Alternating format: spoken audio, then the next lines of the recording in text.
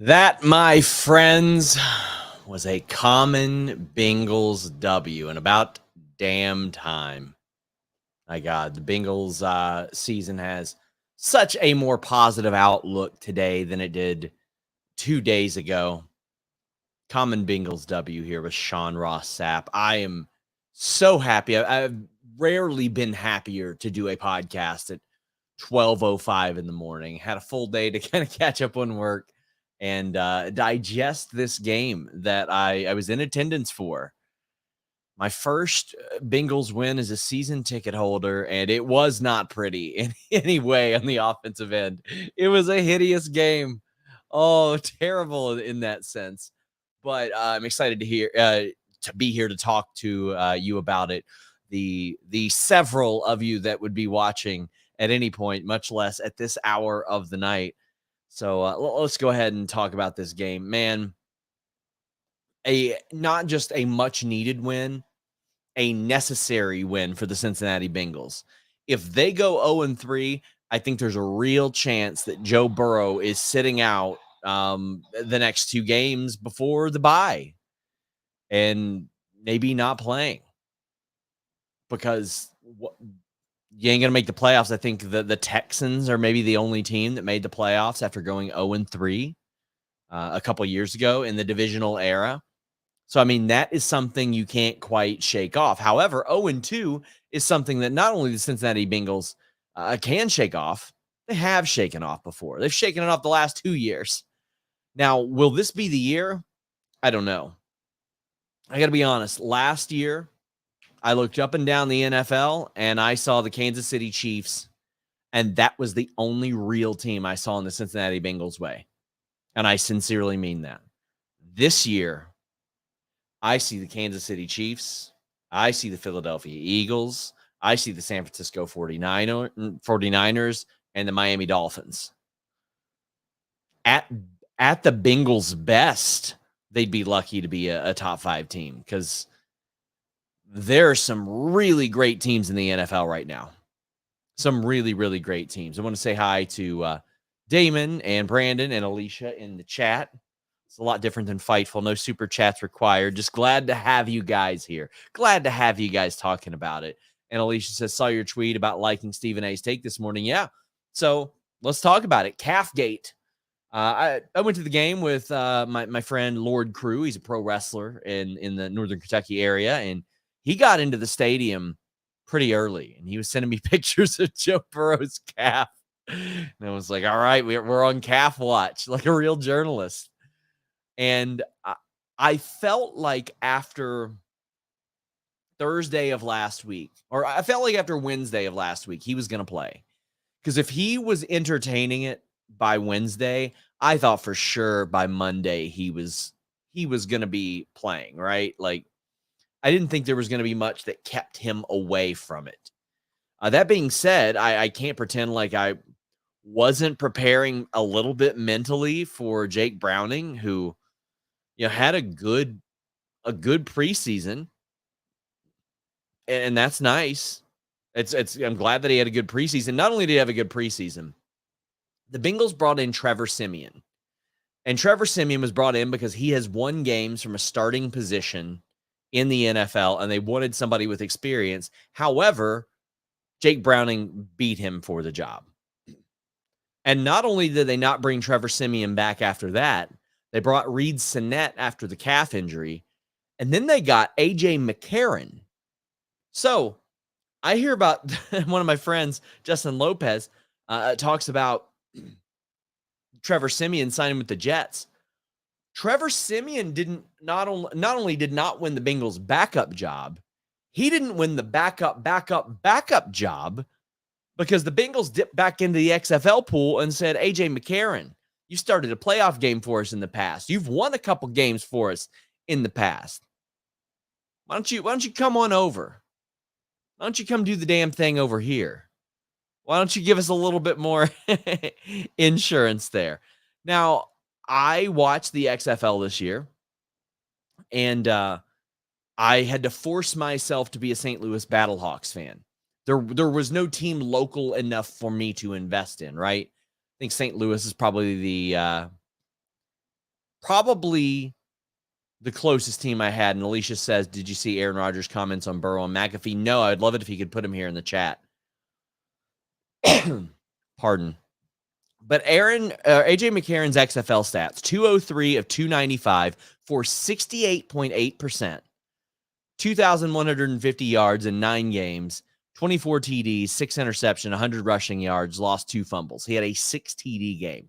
Now, if you average that over 17 games, like a 17-game NFL season, you're looking at 68.8%, 4,061 yards, 45 TDs, and 11 interceptions. Now, granted, you were looking at a much different level there, but I would feel better with A.J. McCarron in the mix than a Jake Browning or a Reed Sinnett. So, fortunately, none of that mattered because Joe Burrow played. And he played in the Ring of Honor game. The 2 guys I voted for, Boomer Esiason, Chad Ochocinco. It was very, very cool. I mean, 2 guys that have, kept their devotion to the Cincinnati Bengals. Chad Ochocinco is always rooting on the Bengals. Terrell Owens was there. Let me tell you, the Bengals stunk when Terrell Owens was here, but he was a pleasure to have on our team, man. He didn't cause any trouble. He was very good. It was great to have Terrell Owens. Great to have Terrell Owens in a Bengals uniform. It was very, very cool. TJ Hushmanzada was there as well. Very, very cool to see. But Joe Burrow did play, and Rodgers said, or sent Burrow a text that says, that's what great competitors do. They show up and play through the pain, and they don't make it a big deal. I don't think that people realize how much pain and limited mobility he was in because he is a gamer. He showed up, and he did it. And again, that's what winners do. That's what winners do, man. And we stood a better chance with a 65 to 70% Joe Burrow, which is absolutely what we had, than a 100% Jake Browning, Reed Sinnett, or A.J. McCarron. All due respect to those 3. The first half worked a lot better for Joe Burrow. But way, way better. But, I mean, they also surprisingly threw probably, it was top 3 number of passes that he had ever thrown in a half. It was an absurd amount, and he was doing pretty good. Then the second half, you'd see more sail over the receivers' heads. You were seeing a lot of plays that you don't see out of Joe Burrow. You don't usually see Joe Burrow miss low in the dirt or sail them over his receivers' heads. You just weren't seeing. And quite honestly, most of the time you don't even see Joe Burrow throw an incomplete pass because up until this year, statistically, he was the most accurate passer in NFL history. Now, granted, it was a small sample size, but still, I feel like, and Brandon Bell brings up a good point. If T didn't have those drops, Joe's numbers would have been much better. Yes, there were several passes that were not Joe Burrow's fault. There were at least 2 drops and 1 interception that if you're looking at Joe Burrow's numbers, they look a lot better because there is nothing you can do about that Witherspoon interception. You say good game and you move on, and that's it. You do your best, and that guy is still going to come down with that interception. That's one of the cleanest, best interceptions you're ever going to see. However, I think if not for a couple of drops and just ill-timed passes, he would have been up around 59, 60%, which is still well below average for him. About 5 yards per completion. He got sacked twice. We're going to be talking about that momentarily. I'll tell you what I liked. Less bubble screens and more over the middle. Now, granted, I'm still learning about how playbooks work and all that, and I thought, if anything, we would actually see more bubble screens because of how quickly Joe Burrow could get rid of the ball. Because in this situation where Joe Burrow has long had a suspect offensive line, not anymore. We'll get to that. But with him, limited mobility, out of the shotgun almost all night. Every pass is out of the shotgun last week, or every snap is out of the shotgun last week. They were having him just immediately throw the ball, bubble screen, bubble screen, bubble screen. Doesn't work, man. People know it's coming. People know it's coming. Last week, they weren't having Joe Mixon run the ball nearly as much as they should have. This week, it was increased. Now, granted, some of the runs that they employed last night were just garbage time, run down the clock. There were probably pardon me. There were about 4 or 5 of those that were just, we're running the clock down type of thing. So I would like to see Joe Mixon get in there more. Joe Mixon had a very good 14-yard run for a touchdown. Glad to see him in there. The 3.4 yards per carry isn't really indicative of his performance, because I think that having Orlando there has really transformed Joe Mixon back into the running back that we saw a couple years ago. Very, very happy about that. Jamar Chase was everywhere. That guy was everywhere. 12 receptions, 141 yards, no tutty, no touchdown, 15 targets. That's what you want. 9 targets for Tyler Boyd. That's what you want. 8 targets for T. Higgins. That's what you want. However, 2 receptions for T. Higgins. And it should have been 4 or 5. T should have gotten up to 4 or 5. And it just wasn't there for him. It wasn't there for T. Higgins, but that's the benefit of having the weapons that Joe Burrow has. So you can throw it over the middle for 7 or 8 to Tyler Boyd, and he's going to get you an extra 5. You can throw it to Jamar Chase, and he's going to make some magic. If Joe Mixon gets stuffed behind the line, he's going to spin, dive, and squeeze through for another 3 yards. So fortunately, he has those weapons, but a weapon that Joe Burrow has never really had is a top-of-the-line tight end. C.J. Uzomah was not a top-of-the-line tight end. Hayden Hurst was not a top-of-the-line tight end, although he got phenomenal money. He got phenomenal money because of what he was able to do with Joe Burrow. And he had a great week 1, and he has vanished the subsequent 2 weeks. And that's what you're going to see a lot of. You saw that with Uzomah. You've seen that with Hurst so far, and I hope he recovers. But so far, he peaked in week 1. So Irv Smith is like the latest guy. And what I've always said, he is the latest. Would you like to make a couple million this year and then 6-7 million somewhere else next year? But it didn't matter, because what Burrow did was find success with 3 other tight ends. Mitchell Wilcox, who had 2 receptions, Tanner Hudson, 2 receptions, Drew Sample with a reception, and all of them looked pretty damn good as well. I mean, Tanner Hudson, there were a couple that didn't make contact with him, but I mean, like 5 receptions for tight ends combined, you give me that on any given week, and I think the Bengals are probably going to win the game. Because if you can get the ball to let's be real here. These guys are going to be rated like 60 on Madden. If that, that's me being generous.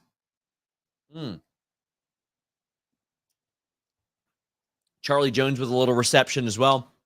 What a great draft pick Charlie Jones was. What a great draft pick he was. Great return man. Jamar Chase did exactly what Jamar Chase needed to do when a guy like T. Higgins was not on. And it's okay if T. Higgins wasn't on, because that's why you have those guys. And guess what? The tight end stepped up as well. And if you got 3 tight ends stepping up, a running back stepping up, and 2 of your 3 top receivers stepping up, and your return man too, helping you get in the field goal range, all right, Bengals are going to win those games.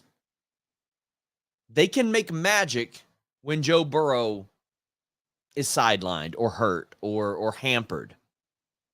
Brandon Bell says Smith Jr. just can't stay healthy. That's a knock on him his whole career. Yeah, and I think that's what I think we're going to see a lot of tight ends coming to Cincinnati that couldn't stay hurt. I mean, that was kind of, I don't want to say the thing on Hayden Hurst. Hayden Hurst, like, his successors kept getting drafted behind him. They're like, we got Hayden, but how can we pass on this guy? And that's unfortunately the situation with him, but you know what? He got paid. I like the way the tight end core looked this week. I hope that they design or they call more plays that see the ball going to the tight ends. Let's talk about that offensive line. They're doing the damn thing, except for Cordell Volson. Cordell Volson was getting abused, man. Now, I get it. Aaron Donald's there. It's Aaron Donald. What are you going to do, right? When you've got an Aaron Donald, you've got a Myles Garrett, you've got a Nick Bosa. Well, you plan the game differently. A Roquan Smith, even. You've got these transformative players on defense. All right, you're going to have that. But all things considered, if you would have asked me, hey, what was Joe's completion percentage being at the game, not looking at the stats? I'd say, yeah, probably 60, 65%. Oh, do you think he got beat up too much? Not really. 2 sacks. Man, in the playoffs, I would have killed somebody for Joe Burrow to get 2 sacks. That's it? Hey, I'll take that. Listen, 34 sacks a year means the Bengals are winning 12, 13 games. That's what that means. So the Bengals have allowed, I think they're in the top 10 for least amount of sacks allowed. Orlando Brown has been a phenomenal free agent signing. Alex Kappa right there at center. Jonah Williams has been doing, I think, a pretty good job at right tackle as well. So he's probably going to be gone unless they can come to terms with him and be like, listen, man, this move's working out really, really well for you. Why don't you just stick around? They got rid of Collins. They are going to draft another lineman very high. They're going to do that because, you got Kappa, you got Karras. One of them is probably going to fall off over the next year or so. But Cordell Volson is going to have to step up. Cordell Volson is absolutely going to have to step up. But the offensive line looked really good, I think. Whew, that defense. So, last couple weeks, the defense looked bad. In fact, I think the defense, you could say that Joe Burrow cost them the game last week because of the interception in the red zone, but the defense did not do nearly enough to contain the Baltimore Ravens last week. To the contrary, this defense absolutely dominated the LA Rams. And as Brandon mentions, Dax Hill balled out. I've seen absolute bombs from Joe Burrow, some breathtaking plays from Jamar Chase, T. Higgins, Tyler Boyd, some trick plays to Tyler Boyd, some great runs by Joe Mixon, some 5 touchdown games by Joe Mixon, incredible interceptions, run all the way up the field. Sam Hubbard, I don't think there's any play I get more excited for than a Cincinnati Bengals sack, like a big one, man. And there were a lot of them in this game. That Dax Hill sack was just crazy. 6 sacks and 1 taken off the board too with the offsetting penalties. So in reality, the Bengals had 6 sacks, 1 that should have been there, and 2 interceptions in this game. The defense was unreal. And when I would start to watch other NFL games, and like I said, you see Nick Bosa, you see Roquan Smith, you see Myles Garrett, you see Aaron Donald. That's the first time in a while that I've gotten a little jealous of another team's weapons. Because the Cleveland Browns have Myles Garrett and the defense that they have, they stand a chance to win any game, even though Deshaun Watson does not play good football. He's not smart at football anymore. He's not good. Not good. But last night, I saw several guys have a transformative effect on this game. Dax Hill with 8 tackles and that enormous sack. It was beautiful. Sam Hubbard with a big sack. Trey Hendrickson with 2 sacks and 2 tackles for a loss. Hit the QB twice too. DJ Reader with the sack. BJ Hill with a sack. Everybody was putting it on him. Awuzie had some great plays as well. The secondary, Logan Wilson, 2 deflections. The picks on top of that. The defense was one of the most fun defensive games. That was one of the most fun defensive games I've ever seen the Bengals play. Tone Stamp says, remember, none of the defensive guys started in the preseason either. The argument could be made they had to get back into the swing of things like the offense did. Yeah, and I think the Bengals have realized, listen, maybe the risk of injury is worth it to get some reps off there. Maybe so. If the Bengals defense plays anywhere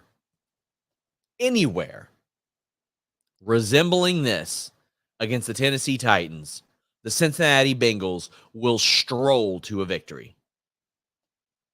Absolutely stroll to a victory. The Titans are 1-2. The Chargers should have won that game, but Titans should be 0-3. Titans, I mean, listen, the Browns are really good. You're not going to hear any complaints out of me there, but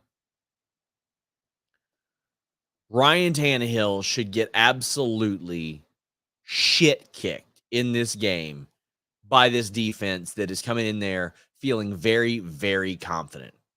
And Ryan Tannehill ain't playing good.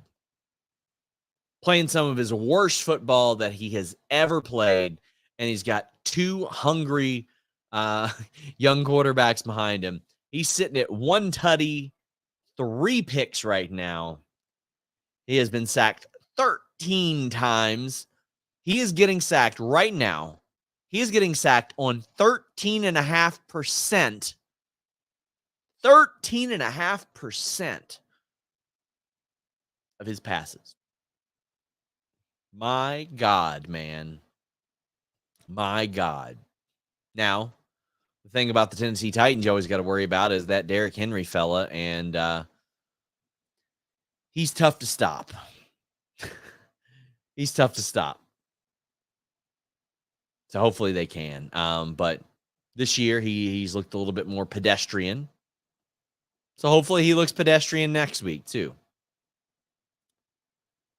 DeAndre Hopkins is a guy that, you know, assuming Ryan Tannehill can get him the ball, can pose some issues, but there's not a lot else I'm really worried about on the Tennessee Titans team. And as I look at the Bengals' upcoming schedule, I see the Seahawks and I see the Arizona Cardinals, and then I see a bye week. And these should be victories. If they can beat the Rams with the talent the Rams have, I think they can beat these 3 other teams as well and get to a position where they're 4-2. Now, I think the Bengals are probably fighting for a wild card spot because they lost 2 divisional games. And the North is just good right now. The Browns defense is going to keep them in things for a while. The Pittsburgh Steelers head coach is going to keep them in things every year, apparently. Mike Tomlin's just never going to have a losing season, I guess. And the Ravens are good. The Ravens are just good. I can't say it's because of the coach or just the defense. They're just good. That's all. But I'm looking at this schedule, and I think there is a path. I think there is a way. I think there's a good position to be in. I think there's a real opportunity to go and get 4 straight wins here at a time where you really need it. Damon says, what's up, Sean? Loving my Dolphins so far. Good luck to the Bengals rest of the season. Buddy, I think your Dolphins are going to the Super Bowl. I think it's going to be the Dolphins and the Niners. The Dolphins just kick them right in the wieners, bro. I wish they would have went for the record. I saw somebody saying, it's disrespectful to run up the score. No, it's disrespectful to let somebody hang 70 on you. All these people are looking to improve their positions. All these people are looking to get starting jobs or have jobs next year, are looking to improve their contract situations. You never take your foot off the gas pedal. Bengals and Cardinals out of the tank bowl. I mean, maybe still the Bengals don't want to tank. Like, what they want Caleb Williams? They don't want Caleb Williams. NFL is stacked this year. Still believe in my Bengals, though. I do too. Last night's game gave me a lot of hope for the defense. And that's what I needed. That's what I needed. Broncos got destroyed. They suck, I fear. They just aren't good. They just aren't good. Damon says, who do the Bengals play next? The Titans. My IRL BFF is a Titans fan. I tried to be like, hey, man, come over here and watch the game. And he's like, nah, man, I'm chopping down a tree. I'm not going to watch the Bengals win by 31.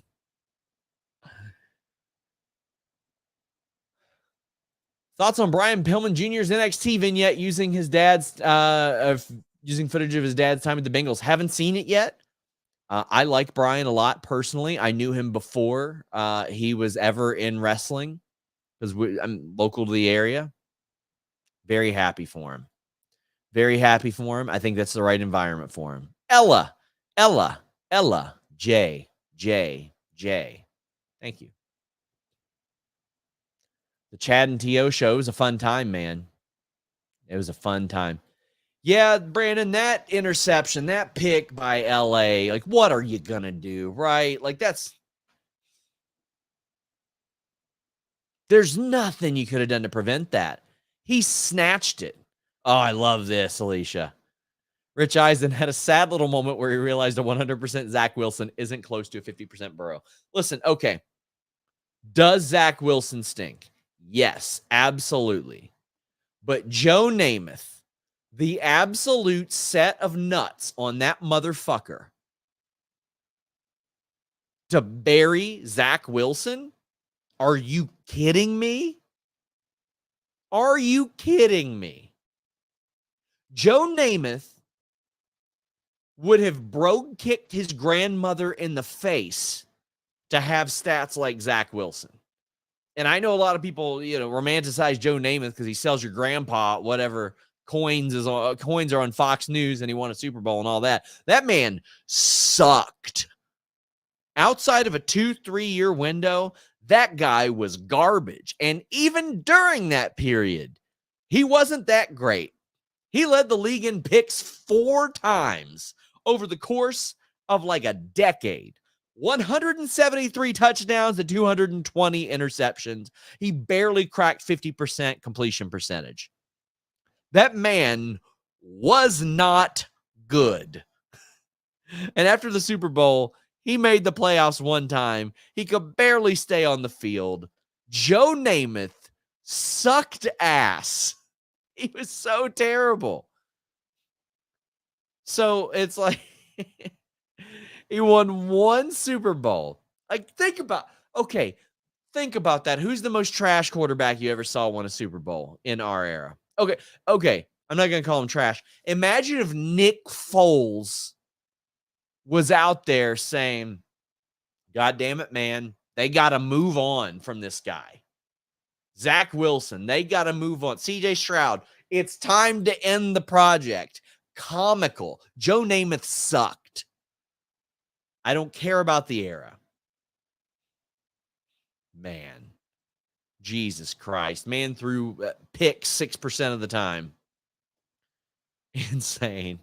Let me check out Zach Wilson's numbers. Zach Wilson's completed about, let's see, 55% of his career passes. Well, listen, I'm just saying, threw about half as many picks in that period. Joe Namath sucks. Yep, Hudson, the tight end looked really, really good. Mixon isn't getting hit behind the line of scrimmage anymore. Yeah, he's looking really, really good. Play-by sample was big for that first down. It really, really was, man. Hudson over Smith Jr. I'm with you, bros. I'm liking this. Now, listen, I think you got to give Irv Smith another crack at it, or the other guys have got to show that they are going to be consistent. Because otherwise, like, if you just drop Irv Smith, if you checked out Brian Pillman's time as a Bengal, I have not a lot there. Very short. Secondary is pretty young too. Yeah, it is, man. That's what they did. They drafted young, and so it could be inexpensive. That way they could afford to lose a Jesse Bates or a Von Bell and pay other guys. Logan Wilson and Trey Anderson, grown-ass men For my buddy Brandon Walker. Damn. Trent Dilfer. Joe Flacco. Trent Dilfer. Okay. Imagine Trent Dilfer going out there on NFL Network and being like, listen, I know the number one has a torn Achilles. I know he wasn't ready for this whatsoever, but you got to end the project. You got to end the project. Get the hell out of here. Joe Namath blue. Oh, C-Death says, still haven't recovered from the Cowboys loss. I'm just glad they're losing.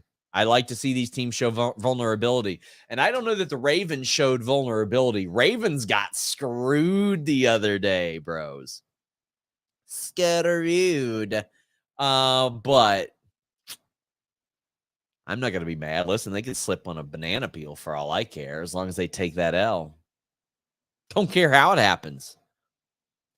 I don't care if the NFL conspires against the Ravens. Whatever helps the Bengals. Cheat. I don't care. Give me that trophy. That's all I want. All I want. And all I want this Sunday is a Bengals win. I really thought about going down to that game. I'm not going to. I got to cover an AEW pay-per-view that night. Don't like those Sunday pay-per-views. But, yeah. Think that should be a common Bengals W. Hoping that's the path that we're going down. I don't know much about don't know much about the Titans defense. I don't know if any of y'all can tell me anything like that. But Tone Stomp saying, talking about the Zay Flowers fair catch and the post safety punt, and Harbaugh being stupid and telling him to fair catch that is the reason they lost. I don't want to hear about that PI. Okay, listen, the Ravens got away with a lot of stuff last week. Listen, I know I'm a Bengals fan and all that stuff, and I'm going to say this, but the Bengals traditionally have got hosed on some calls. Listen, I understand T. Higgins just heaved down a guy yesterday. That guy, was, it was pretty clear pass interference before that to me. I could see that from where I was in the seats. I saw it after that.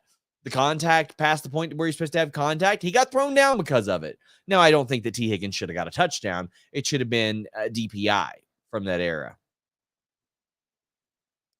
Remember when they said the Ravens were going to red? God, man. Yikes. Crazy Turtle says, I'm a Colts fan, so I'm very biased. He says they were holding the Colts D-line the whole time. There was also a missed blatant face mask against the Colts that serves them right. Yeah, you're right there as well. You are right there as well. Man, I love doing these streams. I like doing these streams more than I like doing wrestling streams because far less toxic over here. And I'll be using the Common Bengals W account a whole lot more. So make sure you guys give me a follow over there on Twitter. I'm very inconsistent with it. Common Bengals W. You don't want to follow me on Sean Ross Sapp. That's a bunch of wrestling stuff. But I want to thank you guys so much. I really, really enjoy doing this. Glad that a few of you show up and talk some football with me because it has saved my sanity over the last year and a half, especially with wrestling being so insane and the schedule and all that stuff. So I want to say thank you all so much. Until next time, Who Day, we're out.